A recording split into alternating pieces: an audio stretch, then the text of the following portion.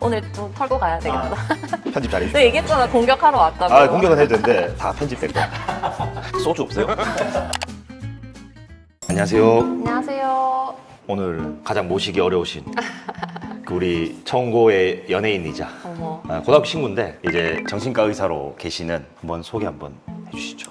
네, 일단 저는 심을 한수 굉장한 애청자고요. 지금 진짜 열심히 보고 있어요. 저는 이제 정신과 의사로 일하고 있고요. 집에서는 이제 세 남매를 키우고 있는 김솔이라고 합니다. 반갑습니다.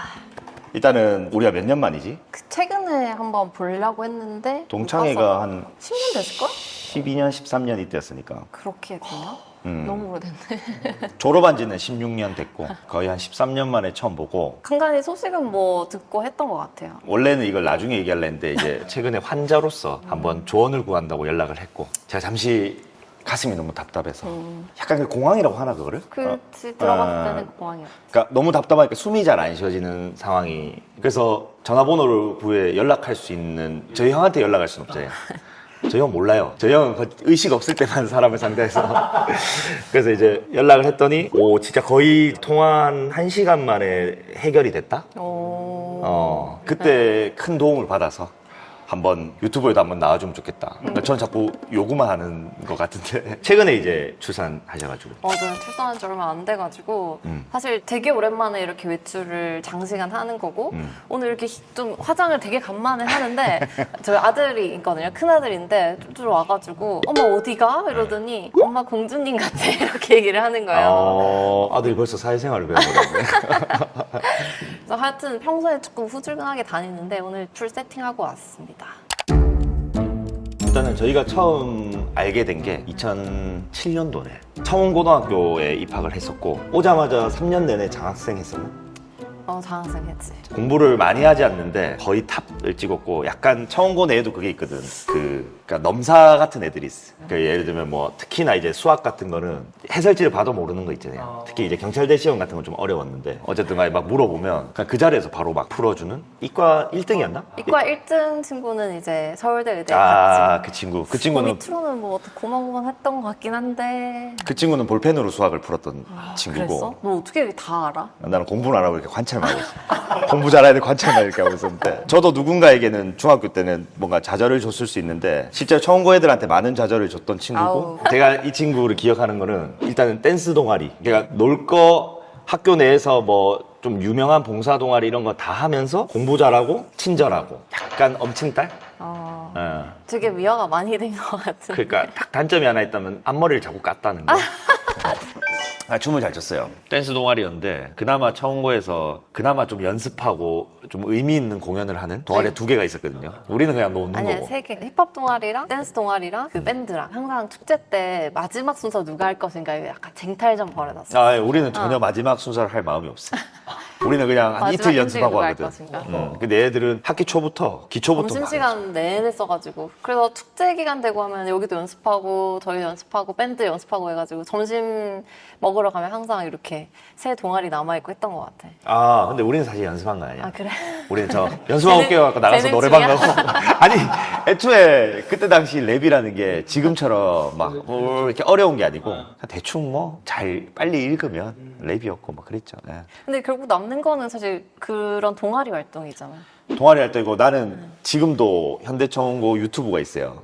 있어? 거기 이제 댄스 동아리라 이렇게 보면 사실 댄스 동아리만 명맥을 좀 유지하고 있는 것 같고 근데 거의 우리 위아래 학년 다 통틀어서 너가 제일 잘 추지 않아? 아유 아니야. 잘 그러면 추는 누구? 친구도 많았어요. 뭐 저는 계속 이제 고등학교 졸업하고 나서도 대학교 가서도 춤 동아리 하긴 했었고 중앙 동아리, 이제 중앙 동아리? 중앙 동아리 의대 동아리에서 하고 뭐 의대 동아리면 약간 개인적으로 청고 정도의 수준이었겠네? 그치. 그럼 너가 에이스였어 거기서? 아니 전 좋아할 뿐이고 그리고 이게 제가 또 소아정신과를 하다 보니까 이 트렌디 해야 돼.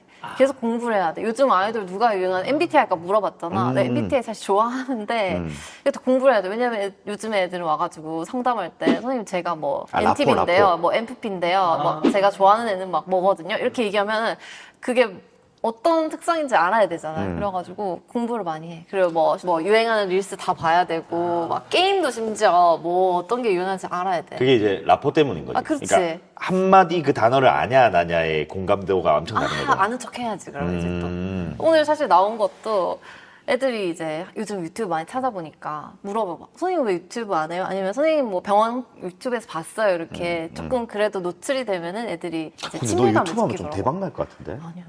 그런 용기는 또 없고 좀 아, 부끄럽고 나도 불안이 좀 높고 부끄러움이 많아서 결국에는 변호사 유튜브보다 의사 유튜브를 보는 이유가 변호사 유튜브는 인생에 도움이 안 돼요. 그 당장에 공황장애랑 임신성 당뇨 이런 거를 한 10개를 보는 거야 무조건.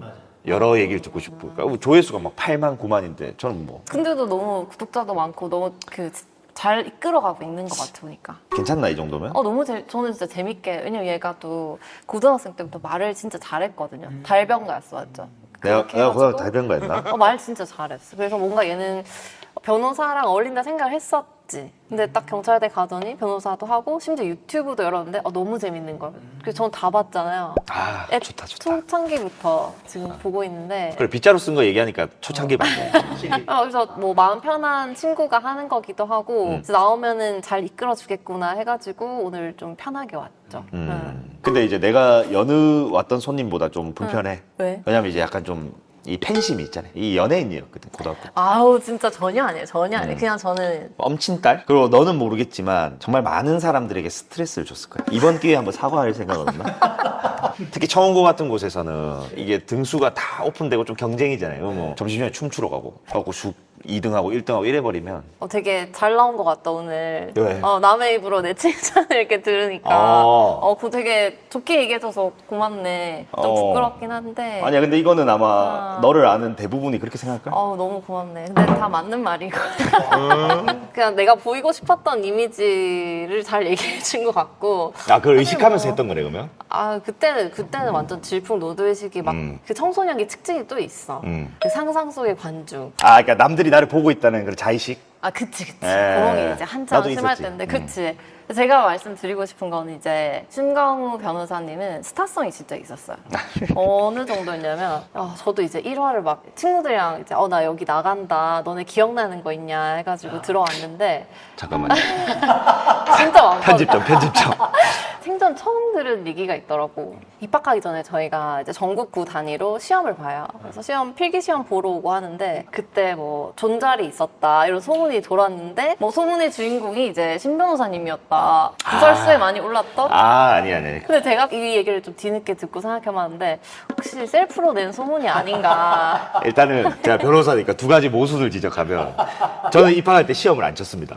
진짜? 저는 특별 전형이기 때문에 시험장에 간 적이 없고 셀프로 낸 적은 있어요. 근데 그게 광범위하게 퍼지진 않았기 때문에 이건 다른 사람일 거야. 그리고 진짜 잘생긴 애 있었잖아 사실은. 우리 학년에. 그래서 저는 그때는 뭐 맨날 빡빡머리였기 때문에 오히려 별명이 그때 우리 엄석대 이런 별명이 있었거든요. 맞아요. 그러니까 잘생긴 건 아니고 좀 공격적이고 무섭게 생겼다. 근데 진짜 지금 하나도 안 늙었어. 그런 말씀 나오는 사람 다 하지 않으세요? 이 얼굴 고등학교 얼굴이라고? 똑같아. 심지어 내 친구가 너 고등학교 때 사진 보내줬거든? 근데 진짜 똑같아, 지금이랑. 그래? 하나도 안 늙었어. 어쨌든 그 존잘썰이 돌 정도로 굉장히 외모도 훌륭하고 성격도 되게 좋아가지고 그 힙합 동아리 장을 했었거든요. 그래서 너무 친화력이 좋고 하다 보니까 고등학교 1학년 끝날 때쯤에는 거짓말하고 전교생 남자들 다 여기에 가입을 해 있더라고요. 남자들을 휘어잡는 그런 매력이 좀 있는 것 같아. 1학년 때는 사실 저희가 문과, 이과가 따로 반이 있어가지고 또 같은 반을 한 적은 없어서 잘 몰랐는데 3학년 때 이제 되게 막 수학 많이 물어보고 했거든요, 저한테. 진짜 많이 물어봤어. 그때 좀 친해졌지. 고3 때 좀 급했거든요. 그래갖고 공부 잘하는 애들 과목별로 이게 딱 선정을 해서 쉬는 시간마다 이제 물어보면 이미 푼 문제도 이제 가서 물어보는 거죠. 왜냐면 이걸 어떻게 접근하는지. 그 이과 애들 중에 탑하는 애들은 또 관점이 좀 다른 게 많더라고. 그걸 물어보면 약간 배우는 입장으로. 일단은 경찰대를 붙으셨지만 그 진짜 치열할 때였거든요. 최종 합격을 하셨다고. 그럼요. 명단에 들었어. 그러니까 원래 2차 체력을 원래 안 와야 될 인물인데 뭐 연습으로 치는 근데 어쨌든 끝까지 체력까지 다 통과해서 당연하게도 이제 경찰대를 버리고 의사가 되셨는데 경찰대에 갔으면 어땠을까는 상상하기 안 그래도 영상 보면서 좀 생각해봤는데 저도 아마 옆에서 같이 빗자루를 쓸고 있었을 것 같은. 저도 좀 그런 정형화된 이런 삶을 조금 틀에 갇힌 삶을 좀 힘들었잖아, 그치? 아닌가? 근데 그 틀에 박힌 거를 막 크게 힘들진 않았는데 또 넘어서는 것도 그렇게 힘들진 않더라고요. 그래서 실수도 많이 하고 했는데 빗자루가 봤구나. 확실히 열심히 구독자네. 보고 있어요. 네. 많이 의대생활? 힘들었어? 의대 생활이? 힘들었지. 너 형이 있어서 알잖아. 얼마나 빡센지. 형이랑 그렇게 그런 대화를 잘 이게 안 해. 잘. 어쨌든 고등학생 때부터 해서 일과 1학년, 2학년 때 뭐 대학생을 잘 즐기고 그러고 나면 이제 지옥의 본과 생활이 펼쳐지는데 양이 많아서? 양도 많고 그리고 내가 지금 생각해보면 나는 이 숨 쉴 틈이 좀 필요했던 것 같아. 멘탈 관리 사람마다 하는 방법이 다른데 나는 조금 뭐 충동아리도 열심히 하고 그러니까 어쨌든 저한테는 스트레스 푸는 게 이제 그런 뭐 춤 운동 이런 거였는데 본과 들어가면은 너무 양이 많으니까 뭐 할 틈이 없지. 공부만 하고 있어야 돼. 해소할 여유가 없네. 그치. 아침부터 저녁까지 수업 일단 듣고 끝나고 나서 공부해도 이걸 다 따라갈까 말까. 주말에도 공부해야 월요일에 시험을 봐. 그러니까 이게 나고되는 도저히- 사람도 좀 있겠네. 꽤 있지. 그러니까 2년을 하는 거야 그렇게? 본과 1학년, 2학년 때가 보통 좀 제일 힘들고 그래서 1학년, 2학년 때는 조금 공부 열심히 사실 하는 스타일도 아니었는데 성적도 잘 안 나왔고 힘들게 생활을 하면서 그때 진짜 고민 많이 했는데 버티다 보니까 3학년, 4학년쯤 되니까 이제 내 나름대로 이 페이스 조절할 수 있는 실습도 하고 뭐 매주 시험 보는 게 아니거든. 그래서 3학년, 4학년 되면서는 조금 숨 쉴 틈이 생기면서 여유가 좀 생겨. 좀 올랐지. 근데 이제 내가 그때 형한테도 물어봤는데 조금 나도 이제 법의학 이런 수업 들어보면 좀 맥락 없이 다 외워야 되지 않나? 그거는 너랑 좀 안 맞잖아. 그치, 넌 좀 그치. 그냥 나는 외우는 이해와 재능으로 가는데 기억을 잘 못해. 쌩암기로 그래서. 가는 거잖아. 그치. 쌩암기가 좀 나랑 많이 안 맞았고 아. 힘들고 그래서 여기서 또 좀 교훈적인 한마디를 하자면 어쨌든 타고난 재능이 다 있는데 이게 환경적으로 안 맞으면은 잘 발휘가 안 될 수도 있다. 그래서 공부하는 학생들도 자기의 강점이 다 있을 장점이지. 텐데 너는 수능에 타고난 재능이 있고 의대 공부는 수능이요? 좀 안 맞았다. 근데 수능 잘 친 애들이 의대 공부도 잘하긴 잘하더라. 그러면 이제 의대 생활 마치고 정신과를 선택한 거잖아. 그치. 밀려가진 않잖아. 그치. 정신과는 인기가 그래도 꽤 있는 편. 오, 그래요? 네. 정신과 인기 매니아층이 항상 있어요. 저도 만약에 뭐 못 갔겠지만 의대를 갔다면 정신과가 진짜 약간 로망이고 근데 멋있잖아요 뭔가. 제가 아까 이제 뭐 여러 가지 생각하다가 광우의 특성을 좀 생각해봤을 때 되게 사람 마음을 잘 읽어. 말도 잘하죠. 사람 마음을 좀 잘 휘둘러. 그래서 이제 1학년 때 모든 남자애들 마음을 이제 다 사로잡고 이제 장으로서 역할도 잘 하고 그러니까 사람을 좀 잘 다뤄. 그래서 솔직히 얘기하면 그 전화 갑자기 왔을 때 끊고 나서 그다음에 유튜브 얘기를 하더라고. 유튜브 나와달라고 얘기했을 때 내가 그 공황 상태에서도 유튜브 아니. 출연자 이랬나? 아니. 아니. 나의 프로의식이 칭찬해야 될 것 같은데. 고맙다 이렇게 안부 인사하다가 한번 나와달라 이렇게 얘기하길래 얘 진짜 공항 왔나? 아니면 이거 나와달라고 밑밥가는 건데 생각하겠다니까. 그 정도로 전략적으로 갔구나. 아니 근데 사람 마음을 하여튼 좀 잘 읽어. 일단 그런 전략은 아니었는데 일단 공황이 온 건 맞고 그렇지만 겸사겸사 유튜브로 생각한 것도 맞다.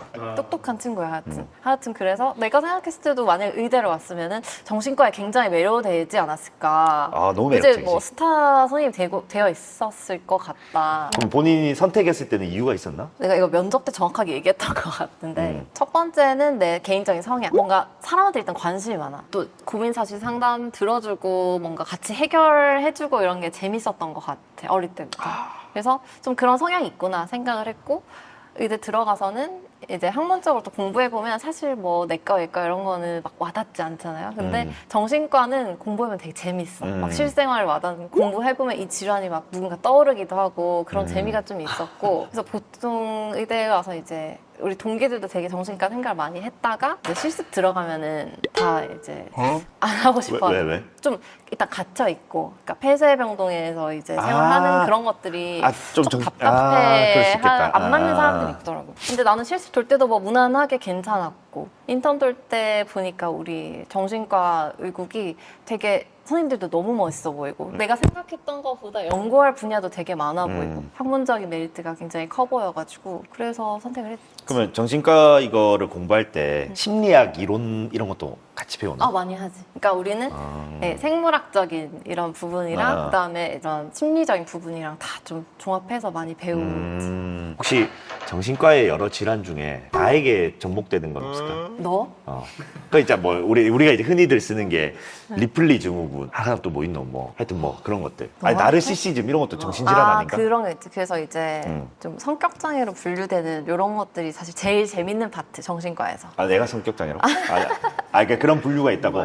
그런 분류 자기애성 성격 장애 뭐 이런 거 있잖아. 그거 뭔데 자기애 써서? 자기애성. 내가 다 맞는 거지 뭐. 있는데 그런 너? 친구도 너? 있는데. 그런 친구. 난 알지. 그런 친구도 있는데. 나는 좀 이렇게 객관적인 시각에서 많이 보는 거지. 그래서 정신과에 들어오고 나면은 아니면 학생 때 배우고 하면 그 파트가 제일 재밌다 보니까 막 서로 진단해요. 막 너는 이제 히스테리성 성격 장애다. 뭐 너는 자기애성이다. 뭐 너는 이제 경계성이다. 뭐 이런 얘기해요. 너는 뭐라고 들었는데? 나? 저는 이제 처음 겪어봤었거든요. 이게 별거 아니다. 굉장히 차분하게 해주니까 위로를 받는 느낌. 또 죽지는 않는다는 게 또 핵심이니까. 정신과 의사들도 그런 증상이 오는 사람도 있나? 당연히 많을까?